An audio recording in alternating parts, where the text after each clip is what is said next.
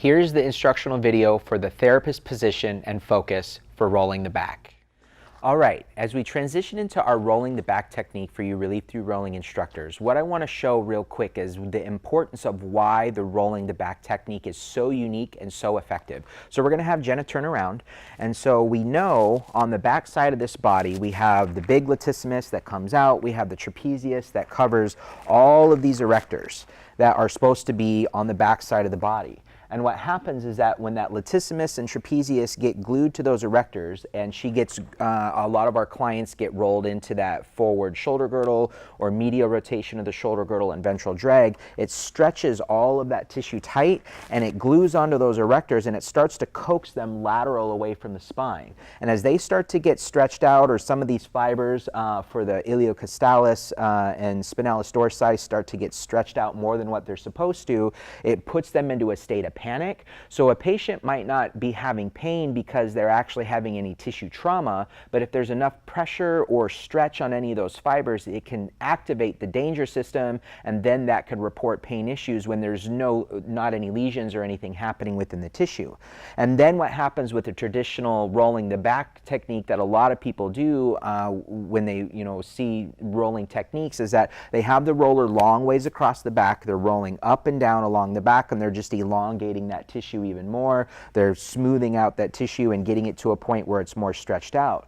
So the relief through rolling technique is actually going to work on helping steamroll that tissue so it can encourage the nervous system to realize that these erectors aren't supposed to be so splayed out and they're supposed to be in the back of the back. It's going to help encourage that latissimus to settle back. It's going to allow that trapezius to settle back into a more neutral position so it's not freaking out the nervous system so much. So we're going to go ahead and have Jenna get on the roller here. So what Jenna's going to do is she's going to nice and at a good speed, she's going to turn her body over. She's going to get all the way into our start position for the rolling the back technique. Now the key with this is that we can see that her shoulders have turned all the way over and her hips and legs have turned all the way over. One of the other things that your students will do or your clients will do as you're teaching them this is that Jenna settles back into the neutral position, is that if she keeps her feet planted here and she keeps her legs here, but she tries to roll on the roller, she's going to get to a point where she can't continue to roll because the feet are keeping her stuck. So the key with this is that you have to really work with your patients to, as they're getting turned over, is that everything turns over together. So the feet are over, the hips are over, and the shoulders are over. So now as we have her into a good start position, she's going to stick her slow go through the actual technique. And what she's going to do is she's going to use that front hand to kind of crawl herself forward like Thing from the Addams Family. As soon as the head can rest back down, we want the head to relax because that's going to help the whole spine soften.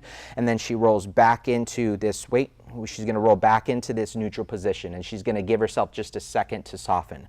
So after she's softened, again, just that split second, she's going to go ahead and do that again, nice and easy. She's going to get all the way over, and you can see she goes through that relatively quickly to get into the start position. Hold on just a second. Again, we want everything to just be nice and soft, nice and relaxed. Now, as soon as she starts going, as soon as that head can relax back down to the roller, the head softens, and then we're just steamrolling that tissue from lateral to medial, so all of that tissue that's been pulled and splayed laterally away from the spine from all the time that people sit at their desks and doing work and sitting and watching TV and driving.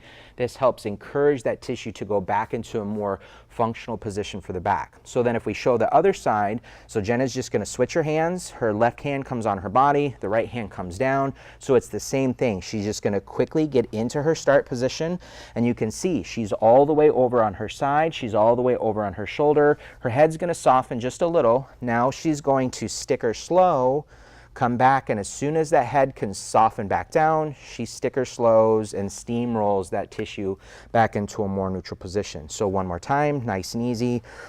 We can see the legs have turned over, the hips have turned over. She's going to soften before she goes, and then nice and easy, she's going to steamroll. And again, the softer your clients are as they're doing this technique, the more change they're going to get out of those tissues. If they're tense and they're holding and all of the tissues are contracted, it's going to be very difficult for them to get a little deeper into those layers if they're holding so much. So we always want to cue our clients to slow down and to soften as they're actually doing the rolling the back technique.